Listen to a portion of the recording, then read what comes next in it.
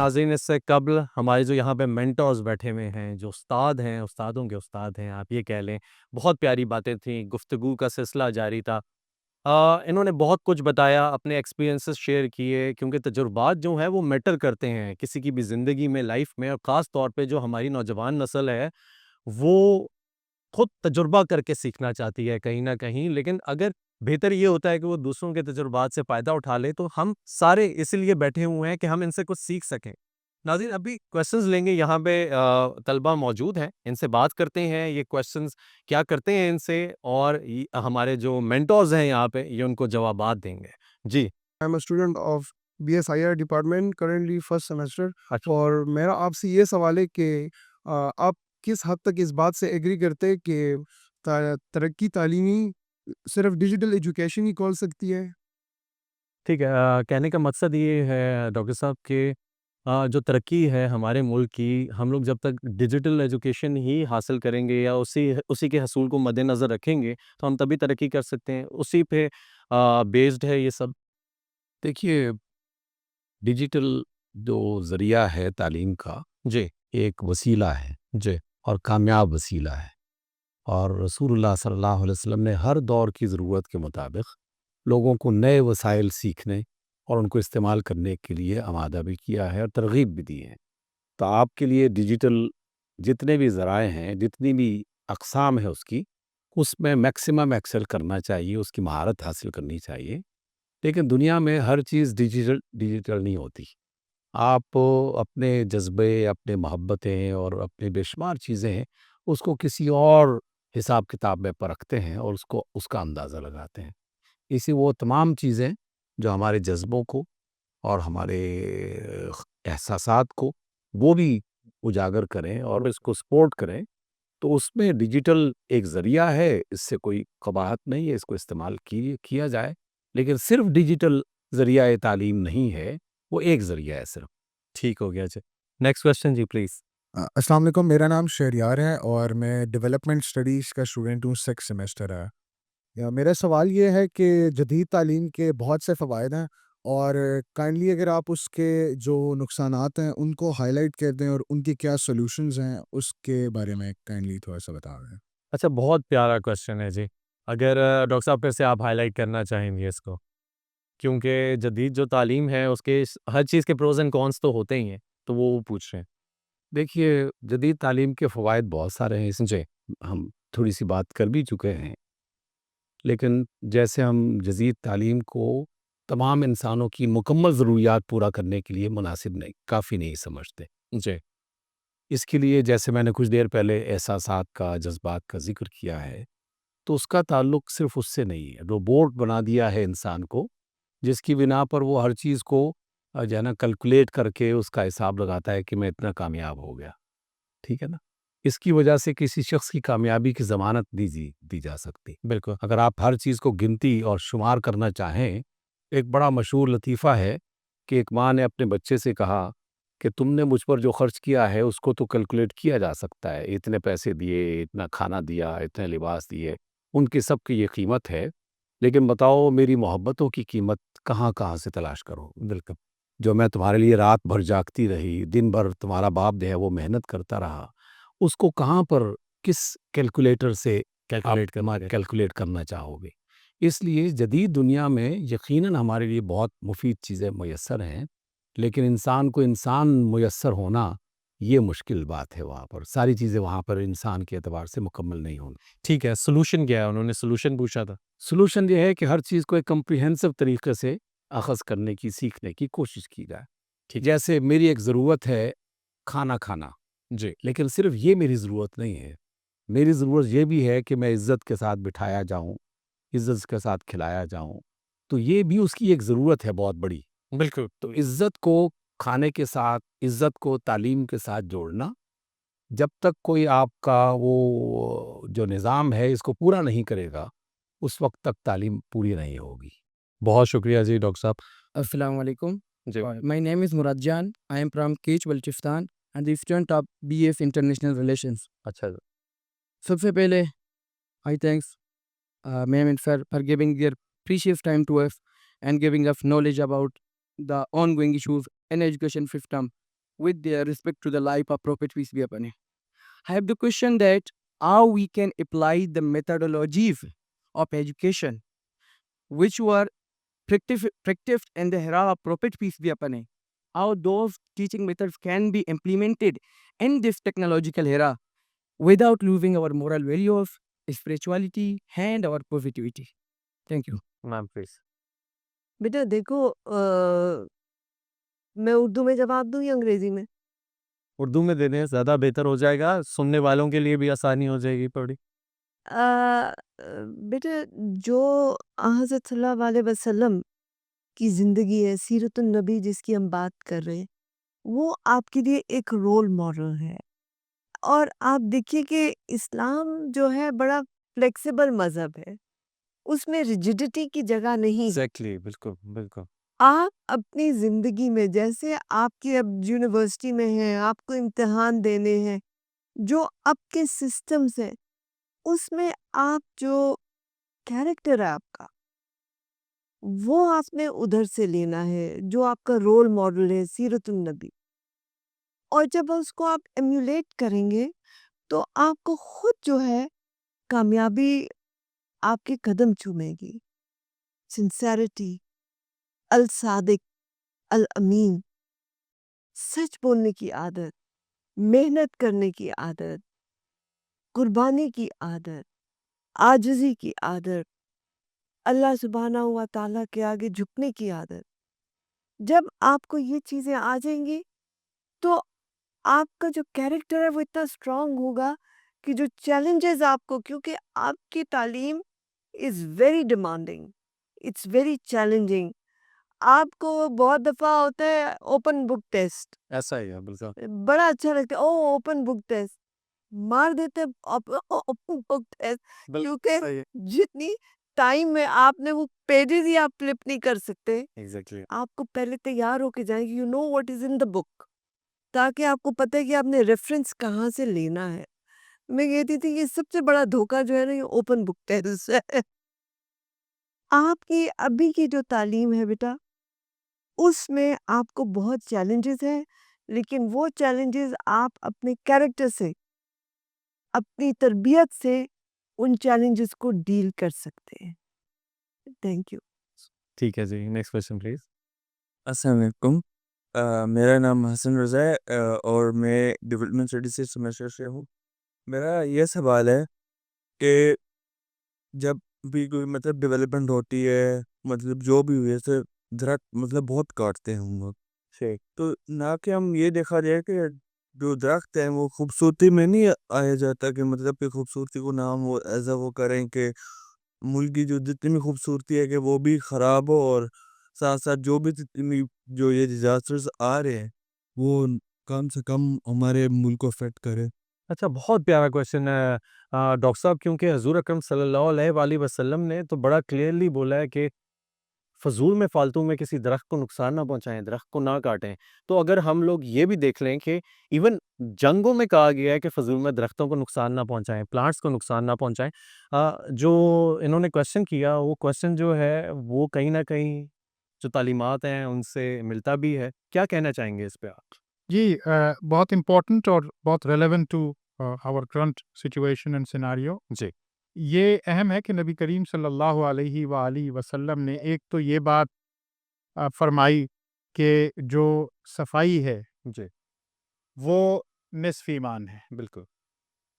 अब सफाई से मुराद क्या है? ज़ाहिर है कि वो पूरे माहौल की सफाई, या जो जो इन्वायरमेंटलिस्ट जो इस वक्त तो काम बात कर रहे हैं हमें, उसमें ये बहुत इम्पोर्टेंट है कि ये जो हमारे यहाँ कंक्रीट की बहुत सारे बिल्डिंग्स बन रही हैं और उसकी जगह से हम दरख्तों को काट रहे हैं, तो उससे क्या है, फ़िज़ा मुकद्दर हो रही है, पॉल्यूटेड हो रही है। जी। उस पोल्यूशन को ख़त्म करने के लिए वो जो नबी करीम सल्लल्लाहु अलैहि वसल्लम का इरशाद है कि सफाई निस्फ ईमान है, तो वो निस्फ ईमान कहाँ हम उसको पूरा करेंगे? वो सिर्फ इस वजह से नहीं है कि हम दरख्तों को अगर किसी जगह से हमें काटने की ज़रूरत महसूस हो रही है, किसी स्ट्रेटेजिक प्लान के हवाले से, कोई बिल्डिंग हमने बनानी है, इंफ्रास्ट्रक्चर बनाना है, तो एक दरख्त के बदले हमें 100 दरख्त लगाने चाहिए। ऐसा ही है। और हमें तो अल्लाह ने ऐसी खूबसूरत सरजमीन दी है कि जिसमें हम 2 दफ़ा साल में बड़े आसानी से پلانٹیشن کر سکتے ہیں، اور آپ دیکھ رہے ہیں کہ جو فلڈز آ رہے ہیں، یہ جو ارتھکویکس آ رہے ہیں، ان سب میں کہیں نہ کہیں یہ ہم خود اس کے ذمہ دار بن رہے ہیں۔ اور اسی طرح سے یہ جو کہا جاتا ہے نا کہ ڈیولپمنٹ ہے کیا اٹ سیلف، ترقی کہتے کس کو ہیں؟ ترقی کیا یہ ہے کہ ہمارے ہاں اتنا ہم ڈسیمینیٹ کرتے ہیں اسموک، جس کی وجہ سے اوزون لیئر جو ہے نا وہ اب ڈپلیشن ہو رہی ہے، وہ اس میں خلل آ چکا ہے، اور جس کی وجہ سے پوری دنیا میں کلائمیٹک چینجز آ رہی ہیں۔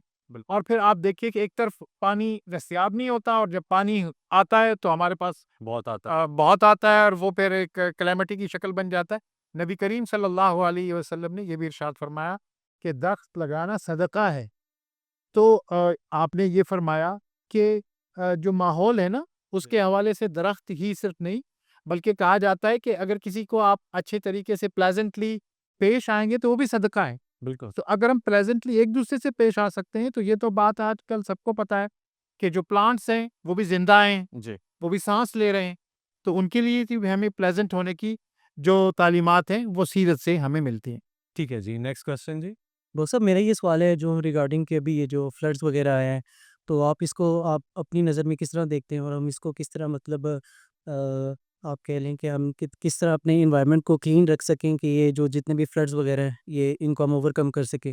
اینڈ سیکنڈلی فارموسٹ کہ یہ جو ڈیمز وغیرہ کے بارے میں ہم بات کرتے ہیں کہ جس طرح آپ یہ کہہ لیں کہ کالا باغ ڈیم ہے، اس کے اوپر کتنی ساری کنٹروورسیز ہیں، تو آپ اس کو کیا دیکھتے ہیں کہ اس کی کمپلیشن آگے آنے والے چند سالوں میں ہو سکتی ہے یا نہیں؟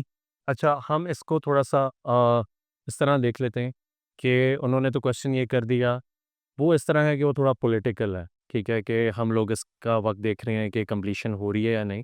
ہم اس کو اس طرح دیکھ سکتے ہیں کہ سم ہو پانی کتنا ضروری ہے، ڈیمز کتنے ضروری ہیں، جو ریسورسز ضائع ہو رہے ہیں ان کی یوٹیلائزیشن کتنی ضروری ہے۔ ظاہر سی بات ہے واٹر ایک ریسورس ہے، ڈیمز بنانے کی بھائی نے بات کی کہ یہ ڈیمز کمپلیٹ کیوں نہیں ہو رہے، تو اگر ہم ریسورسز کو یوٹیلائز کرتے ہیں یا سیو کرتے ہیں تو ظاہر سی بات ہے حضور اکرم صلی اللہ علیہ وآلہ وسلم کا بھی یہی فرمان ہے کہ فضول میں ضائع نہ کرو ریسورسز، پانی کا بھی حساب دینا ہے، زمین پہ پاؤں رکھنے کا بھی حساب دینا ہے، ٹھیک ہے، جو انہوں نے اللہ تعالیٰ نے جو ہمیں فیسلٹیز دی ہیں، جو جن چیزوں سے نوازا ہے، اس ہر چیز کا حساب دینا ہے، تو کیسے اس کو یوٹیلائز کیا جا جی سکتا دیکھیے، بنیادی طور پر تو یہ بات سمجھنے کی ہے کہ نبی کریم صلی اللہ علیہ وسلم نے چیزوں کو ضائع کرنے سے منع فرمایا، ہے؟ جی اور آپ نے فرمایا کہ وضو کے لیے بھی، یعنی ایک نیک کام ہے، نماز پڑھنے کے لیے وضو کیا جاتا ہے، طہارت کے لیے کیا جاتا ہے، اس میں بھی کہا گیا کہ اس میں بھی پانی کو ایکسیسیولی استعمال نہ کریں، ضائع نہ کریں۔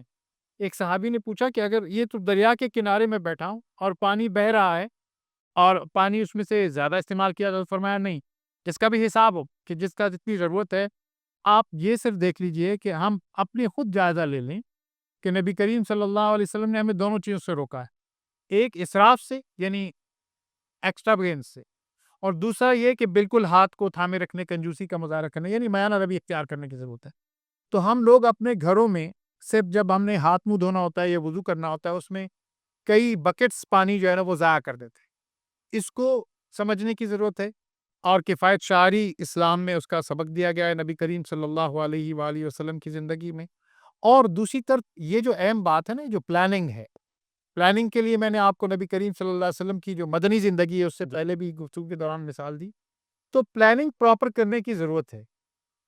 اور ایک یہ چیز ہے کہ جس چیز میں ایک نبی کریم صلی اللہ علیہ وسلم کی سیرت سے یہ ہمیں سبق ملتا ہے کہ جس چیز میں شک ہو نا، یعنی ڈفرینٹ اوپینینز ہو، آپ کانفیڈنٹ نہ ہو کسی منصوبے پر یا کوئی کام کرنے پر، اسے چھوڑ دیں۔ ایگزیکٹلی اللہ کی زمین بہت وسیع ہے، اور یہ جو آپ نے ایگزیکٹلی یہ کہ ڈیمو کی ضرورت پر بات کی، تو اس وقت ہمارے ہاں اس وقت جو فلڈ کی سچویشن جس سے ہم ابھی گزر رہے ہیں، اس میں یہ کہ چھوٹے ڈیمز بنانے کی ضرورت ہے۔ پہلے بھی اس طرح ہوا کرتا تھا کہ ہر ولیج کی سطح پر لوگوں نے پانی کو سٹوریج کرنے کا انتظام کیا ہوا تھا۔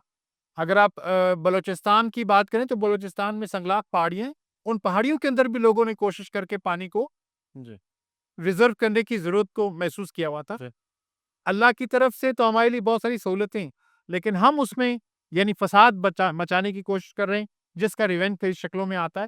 اگر ہم سیرت کے مطالعے کو اپنی عادت بنا لیں، اور اس کے لیے میں یہ سجیسٹ کروں گا کہ ہم سب کے پاس ایک خوبصورت سی، آسان سی کوئی بھی سیرت مبارکہ کی کتاب ہماری پرسنل لائبریری میں ہونی چاہیے، اور اگر ہم اس کو ایک ایک ورقہ، ایک ایک پیج پڑھنے کی کوشش کریں تو وہ ایک نئے ایونیوز اور نئے وسٹاز جو ہے نا ہمیں خود بخود کھلتے ہوئے نظر آئیں گے. زبردست جی. ناظرین، اتنی خوبصورت اور اتنے پیارے الفاظ میں حضور اکرم صلی اللہ علیہ وآلہ وسلم کا ذکر جاری ہے. ابھی وقت ہوا ایک بریک کا، میں ساتھ رہیے گا. ویلکم بیک ناظرین، گفتگو کا سلسلہ جاری رکھتے ہیں. ہمارے ساتھ ہمارے گیسٹ موجود ہیں، آپ بھی ہمارے ساتھ رہیں. ینگ لیڈیز میں دیکھ رہا ہوں یہاں پہ بہت زیادہ بیٹھی ہوئی ہیں، لیکن ان کی جانب سے کوشچن کوئی نہیں آ رہا. تو کوئی کوشچن آپ لوگ کرنا چاہیں گے؟ السلام علیکم. I have a question for ma'am. کہ you're an ambassador and I would like to know کہ آپ کی throughout the time آپ کا like کیسا رہا experience and stuff. I'm a student of BSIR تو اس لیے تھوڑا بہت انٹرسٹ ہے اس لیے. ضرور بیٹا. Thing is that we are lucky to be in a country which gives women and men opportunity. اب ماشاء اللہ آپ پڑھ رہے ہیں تو حکومت کا جو سسٹم ہے وہ سول سروس ایگزام ہے، CSS. آپ اس کے لیے تیاری کرتے ہیں اور اس میں جینڈر ڈسکریمنیشن نہیں ہے. Any number of Pakistani citizens can apply for the exam. تو جب میں نے امتحان دیا تھا دیٹ واز 1982. تو اس وقت جو ہے جو حکومت تھی وہ اس کو ویمن ان فارن سروس زیادہ پسند نہیں تھا آئیڈیا. تو وہ نہیں چاہتے تھے کہ خواتین آئیں یہاں پہ. انہوں نے آپشن دی ہوئی تھی کہ even if you come into the foreign service آپ چینج کر سکتے ہیں. میرے بیچ میں ہی پروین شاکر بھی تھی مرحومہ جو شاعرہ تھیں، انہوں نے فارن سروس چینج کر کے کسٹم سروس میں چلی گئیں because of this still pressure that was on. I was only person who said foreign service اور نو سروس. مجھے نوکری کرنے کی ضرورت ہی نہیں ہے، پر because I was on the top merit میں نے کہا آپ نہیں مجھے پسند کرتے پھینک دیں، مجھے نکال دیں، پر آپ میں جرت ہونی چاہیے کہ بتائیں کہ کیوں نکال رہے ہیں. وہ جرت نہیں تھی تو کہنے لگے اچھا بی بی آپ مت جاؤ، آپ فارن سروس میں ہی رہو. And because and at that time I wasn't thinking of myself. I thought کہ میرے سے 2 بیچز اوپر women they came and they left. So if I had left they would have said لڑکیاں آتی ہیں چلی جاتی ہیں، سیٹیں ضائع ہو جاتی ہیں، اس نے لڑکیوں کو نہیں ڈالنا چاہیے. That was a clever strategy they had. They didn't have the courage to say that they don't want women. But because I stood up, then the doors to women were not closed. Otherwise, they were closing the doors to women. So, what I'm trying to say is that from day one, when I joined the service, there were a lot of challenges. But if you have faith and you trust in yourself and you have faith in Allah and you're hardworking, تو اللہ تعالیٰ خود آسانیاں پیدا کر دیتا ہے. اب جیسا میں ڈاکٹر صاحب کو بتا رہی تھی کہ I was one of the first female diplomats to be received by Islamic Revolution in Iran. میں وہاں گئی، میں نے اسی طرح حجاب پہنا، فارسی سیکھی، کیموفلاج ہو گئی. Because as a diplomat, your job is to create bridges. Your job is not to criticize the country where you're going. Your job is to understand their problems and explain to them yours and understand theirs so that you can create bridges. So in this 37 years of my career, I worked hard because as I said, when I started with a challenge and every step through I had challenges. لیکن بیٹا ایک اندر جو آپ کو ہوتا ہے نا faith that I can do it, that keeps you going. اور پھر اللہ کی لڑی پکڑ لو تو then you can manage. But of course, it's not an easy life. It's quite a lonely life because you're posted to different places. Not everybody is posted to New York or, Paris. You can be posted in Rwanda also. You can be, and we have a lot of women ambassadors in Africa right now who are doing a great job. So you should come with this zeal to serve the country. اپنے ملک کی خدمت کے لیے ماشاءاللہ آپ اور بچے بچیاں اس جذبے سے آئیں کہ ہم نے اس ملک کی خدمت کرنی ہے، ہم نے یہ جھنڈا عزت سے اڑانا ہے. ابھی آپ دیکھیں افتخار عاصم کی، آپ نے عاصم افتخار کی اسپیچ سنی ہوگی نیو یارک میں. You all felt good because he spoke from the heart.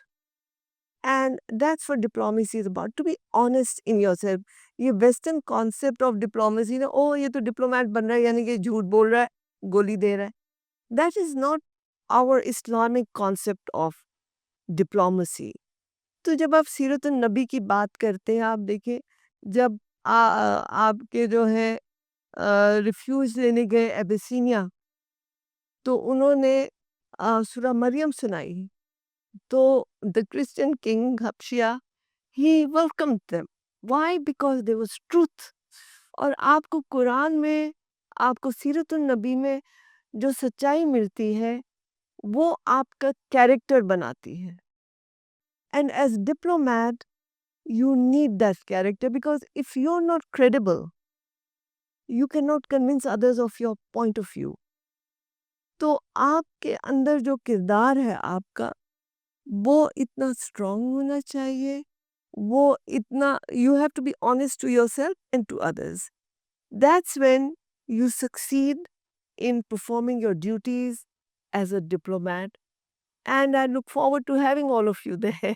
Bye. Next question, more young ladies, please. Assalamualaikum. My question is from both of you, as you were talking about your journey, right? So what was the most challenging and rewarding part of your journey that you want to share with us? پہلے تو میم سے پوچھتے ہیں، پھر doctor صاحب سے پوچھیں گے، آپ لوگ شیئر کریں. زبردست. بیٹا دیکھو، جب محنت کرتے ہیں آپ اور آپ سے جیسے سی ایس ایس کے امتحان میں ہی پوزیشن لے لینا was the first satisfaction, but that was only the beginning. One didn't know what was waiting for us. اور پھر ہر جگہ جب گئے، جو جاب چیلنجز آئے، جس طرح when I was posted to Iran, that's when Iraq-Kuwait war had started. So a lot of Pakistanis were coming from Kuwait. وہ مطلب جان بچا کے آ رہے تھے and they were coming via Iran. So ہم نے کیمپس کھول لیے تھے at the border and at the embassy کہ جو لٹے پٹے پاکستانی آ رہے ہیں ان کو کس طرح سے مدد کرنا ہے. تو وہاں پہ اٹ واز ویری گریٹیفائنگ کہ آپ جو ہے ان کی پریشان حالت میں ان کو محبت سے، ہم اپنے گھروں سے گدے لے آئے تھے، ایمبیسی کی بیسمنٹ میں ہم نے سارے گھروں سے گدے بچھا دیے تھے کیونکہ وہ تھکے ہوئے لوگ تھے، کس طرح بھاگے تھے، کس طرح پہنچے تھے. That was very challenging but we help them and I feel good کہ ہم نے اسی طرح کیا. اسی طرح لیبیا میں جب پرابلم ہوا، پاکستانیوں کو وہاں سے کس طرح ہم نے نکالا، that was also very gratifying. پھر I was also head of the national authority on implementation of chemical weapons convention. I was the first female and a civilian to do so. اس سے پہلے it was headed by army. تو مجھے یہ تھا to make a difference. اب Pakistan is not a chemical weapon state, but we are signatories to the convention. اور ہم chemicals import کرتے ہیں جو dual use کے ہیں، جیسے for textiles, for fertilizers, ammonia, chlorine وغیرہ جو dual use ہوتے ہیں. تو when I became the head, I went to our declared industries. ایک کو میں نے وزٹ کیا، دیکھا کہ وہ کس طرح اسٹوریج کر رہے ہیں.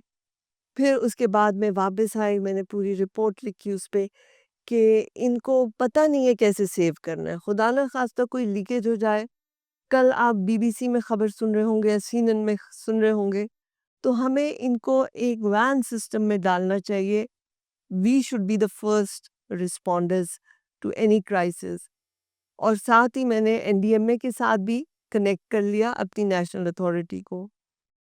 تو اس کے بعد جو ہم نے رپورٹ دا ہیگ میں ڈالی OPCW میں، تو میری تو خیر اس وقت پوسٹنگ ہو گئی تھی، I left, but I was told that Pakistan got standing ovation for doing this job جو کسی اور ملک نے نہیں کی تھی with that sense of responsibility. So I felt good کہ ٹھیک ہے I've left the office but at least people will remember what I've done. زبردست. ویلکم بیک ناظرین، گفتگو کا سلسلہ جاری رکھتے ہیں. ہمارے ساتھ ہمارے گیسٹ موجود ہیں، آپ بھی ہمارے ساتھ رہیں. ڈاکٹر صاحب آپ بتانا چاہیں گے پلیز؟ جی میں آپ کو یہ عرض کرنا چاہوں گا کہ ایک تو جو میری زندگی کے سفر کا جو ٹپ ہے وہ میں آپ کو دینا چاہتا ہوں. آپ جس اس وقت یونیورسٹی میں ہیں کہ یونیورسٹی میں کو کریکولر ایکٹیویٹیز میں ضرور حصہ لیجیے. یہ جو کو کریکولر ایکٹیویٹیز ہوتی ہیں، ڈبیٹس ہیں، جیسے آج آپ لوگ یہاں بیٹھے ہیں، کتنی بڑی یونیورسٹی ہے، اس میں سے آپ لوگوں کو یہ احساس ہوا کہ اس میں کچھ سیکھنے کا موقع ہے. اس کو ہمیشہ یوٹیلائز کیجیے. میں نے جب اپنے ماسٹرز کیا یونیورسٹی سے تو very third day I joined a think tank. میرا بھی خیال تھا کہ میں تو ابھی تھوڑا سا انجوائے کروں گا، تھیسس ویسس میں نے جمع کر لیا. تو اللہ نے موقع دیا اور وہ اسی وجہ سے تھا کہ ڈے ون سے یونیورسٹی کے اندر میں نے اپنی اکیڈیمک ایکٹیویٹیز کا حصہ ہوتی ہیں کو کریکولر ایکٹیویٹیز، ان کے ساتھ میں ان ٹچ رہا. پھر میں ظاہر ہے کہ ایک کمپیریٹیولی ریموٹ ایریا ہے. I belong to Quetta. Quetta سے جب میں نے جب کمپیٹ کیا پبلک سروس کمیشن میں لیکچرشپ کے ایگزام کے لیے، تو آپ کو پتہ ہے آپ لوگ پبلک سروس کمیشن اگر پروونشل میں گئے ہوں تو وہ ڈویژنز کا کچھ کوٹا ہوتا ہے سیٹس کا کہ اس ڈویژن کی یہ ہے، اس ڈویژن کی. تو میرے ڈویژن کی کوئٹہ ڈویژن کی سیٹ ہی نہیں تھی. ایک میرٹ کی سیٹ تھی اور الحمدللہ جب میں نے اس میں ٹاپ کیا اور میں نے ون کیا اس کو، تو وہ ایک اچیومنٹ فیل ہوئی. اور اس میں کیا تھا؟ ریسرچ اور کو کریکولر ایکٹیویٹیز. اور کچھ عرصے کے بعد میں اسلام آباد کی ایک یونیورسٹی کے اندر اپیئر ہوا. لوگوں کا خیال تھا کہ یہ ایک دور دراز علاقے سے آیا ہے، اور میرے لیے وہ بہت اچھا ایکسپریشن تھا کہ جب میں انٹرویو دے کے باہر نکل رہا تھا اور کسی نے کہا کہ یہ وہ کوئٹہ سے بلوچستان سے کوئی آیا ہے اور اس نے بہت اچھا پرفارم کیا ہے. اور جیسے میڈم نے کہا کہ ہمارے ملک کے اندر ایکول اپرچونیٹیز موجود ہیں، آج بھی جس کا حق بنتا ہے اس کو مل جاتا ہے اگر وہ کوشش جاری رکھے. اور اللہ کے فضل سے میں نے اس کو بھی کمپیٹ کیا اور پھر دنیا کے بہت سارے ممالک میں جا کے پاکستان کو ریپرزینٹ کرنے کا موقع ملا، میڈیا میں مسلسل آنے کا موقع ملا. ایک اور بات جو میں آپ سے سجیسٹ کرنا چاہوں گا، جو مجھے بہت انجوائے کیا میں نے اپنے اس کیریئر میں، وہ یہ تھا کہ مجھے زبانیں سیکھنے کا شوق ہے. اور یہ شوق مسلسل، آپ یاد رکھیے کہ آپ کو جو یونیورسٹی میں ہے نا، تو آپ ایک کوئی انٹرنیشنل لینگویج اور ایک کوئی اپنی پاکستانی لینگویج ضرور سیکھیے. یہ آپ کے ہورائزن کو بڑھاتی ہے. پچھلے 2 سالوں میں میں نے نہ صرف پوسٹ ڈاک کیا اور اس کے ساتھ ساتھ میں نے ٹرکش لینگویج سیکھی اور میں نے رشین لینگویج سیکھی. تو یہ جب آپ لینگویجز سیکھتے ہیں تو آپ کو جو ایک لطف آتا ہے اور پھر جو آپ کو اپریسیشن ملتی ہے انٹرنیشنلی، وہ بہت اچھا محسوس ہوتا ہے. لیکن ایک مسلسل اسٹرگل ہے. ایسا نہیں ہے کہ جو میڈم اس وقت آپ کے سامنے بیٹھی ہیں، انہوں نے کچھ واقعات شیئر کیے، یہ جیسے کہہ رہی تھی کوئی آسان کام نہیں ہے، کوئی پھولوں کی سیج نہیں ہوتی. ایک مسلسل اسٹرگل ہے. اگر آپ کو ٹاپ پہ رہنا ہے تو اس کے لیے مسلسل اسٹرگل کی ضرورت ہے. اور آپ سب کے چہرے مجھے نظر آ رہے ہیں کہ آپ کے عزم جوان ہیں، اور آپ کے لیے میری یہ تمنا ہوگی کہ آپ سب نہ صرف یہ کہ اپنے خاندان کو، اپنے شہر کو، بلکہ اس ملک کو ریپرزینٹ کرنے والے بنے، اور آپ پر ہم سب کو انشاءاللہ فیوچر میں ہم پرائڈ کے ساتھ آپ سب کا نام لے سکیں. زبردست جی. So I have a question to ma'am, that what advice you will give to the person who really want to understand the real human diplomacy beyond the politics? Beta, basically, now that your students study or your subjects hard, what subjects do you have right now? Yes. BSIR.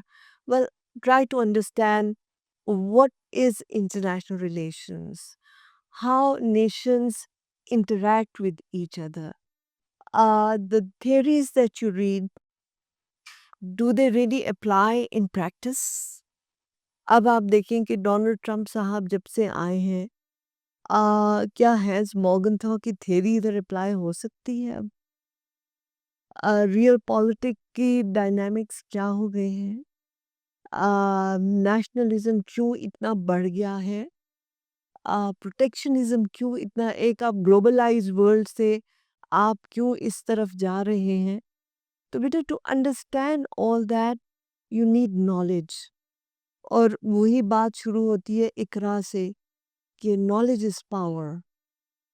Red a lot. You are students, جتنا آپ کو علم ہوگا وہ آپ کو ایک understanding دے گا. As a diplomat you have to be very knowledgeable. آپ جس ملک میں جاتے ہیں آپ کو اس کی بھی ساری تاریخ، ان کا ادب، ان کا کلچر، ان کی کلچرل سینسبلٹیز اینڈ سینسٹیوٹیز ان کا پتہ ہونا چاہیے، اور اپنے کا بھی. Because half of the time you brought up in a bubble.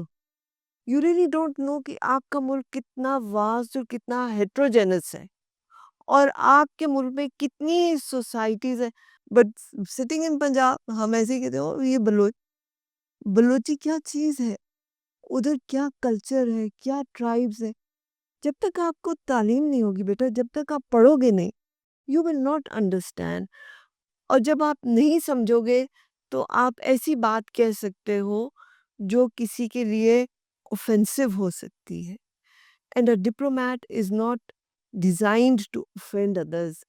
ہاں، کبھی آپ کو کرنا پڑتا ہے جب آپ کے بہت پیارے پڑوسی سے آپ کا مقابلہ ہو جائے، تو تب آپ کو کچھ محبت کی باتیں بھی کرنی پڑ جاتی ہیں.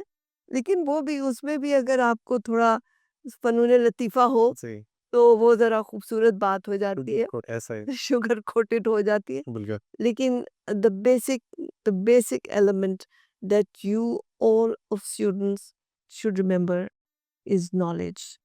That's what Islam was about. That was the miracle of Hazrat Sallallahu Alaihi Wasallam. But his miracle was knowledge. And that's what makes Islam a very modern religion. Because اسلام کا میریکل یہ نہیں تھا کہ وہ پانی پہ چل لیں گے یا مردوں کو زندہ کریں گے.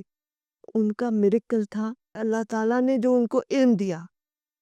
تو میرا بچہ، ونس یو ہیو نالج، آپ اگلے کی شکل دیکھ کے پہچان جائیں گے کہ یہ کرنا کیا چاہ رہا، اور آپ اپنے جو ہے ملک کے انٹرسٹ ڈیفینڈ کر سکتے ہیں اگر آپ کو اس کی historical orientation, where is he coming from. وہ بندہ جو بات کہہ رہا ہے، ایک ہی جملہ ہوتا ہے جسے سارے کہہ رہے ہوتے ہیں، لیکن وہ what does it mean to that individual and what does it mean to you؟ اس کی انڈرسٹینڈنگ کے لیے you need to have knowledge. I hope I've answered your question. Thank you جی، تھینک یو سو مچ. آپ لوگوں کا بہت شکریہ. نائلہ چوہان صاحبہ، سب سے پہلے آپ نے ہم سے اتنی پیاری باتیں کی، اور اس کے ساتھ ساتھ آپ نے جو ہمارے اسٹوڈنٹس ہیں یہاں پہ، جو بحریہ یونیورسٹی کے اسٹوڈنٹس ہیں، ان کے دل و دماغ میں بہت سارے سوالات آتے ہیں، ان کو بہت اچھے طریقے سے ایڈریس کیا. ڈاکٹر صاحب، آپ نے جس طریقے سے کمبینیشنز بنائے، آپ نے حضور اکرم صلی اللہ علیہ وآلہ وسلم کی سیرت کو ایجوکیشن کے ساتھ مرج کیا، بہت اچھا رہا. اس لیے کیونکہ بیسیکلی تو یہی چیز ہے، کیونکہ تعلیمات ہمیں وہیں سے آئی ہیں، اور جیسا کہ انہوں نے کہا کہ میریکل ہی یہ ہے کہ ہمارے پاس تعلیمات وہاں سے آئی ہیں اور ہم لوگوں نے اتنی ترقی حاصل کی. ناظرین، میں یہ کہنا چاہوں گا حضور اکرم صلی اللہ علیہ وآلہ وسلم کی زندگی سے متعلق کہ وہ منور روح جو سباتے کو رفعت فلک اور شکوہ صحرا کی حامل تھی، جس کی عظمتوں کا جواب اور حرمتوں کا حساب نہیں. عظمت کردار کا یہ عالم کہ چاند میں تو دھبے ہو سکتے ہیں، برگے گل میں گرنے والی شبنم میں کثافت ہو سکتی ہے، لیکن آپ کے قول و عمل میں حرف گیری کی کہیں کوئی گنجائش نہیں. اور ایک شعر کے ساتھ اجازت چاہوں گا کہ ختم ہو جائے سیاہی تو بھی توصیف حضور، آنسوؤں سے یا بخو نہ بے جگر لکھتا رہا. شکریہ.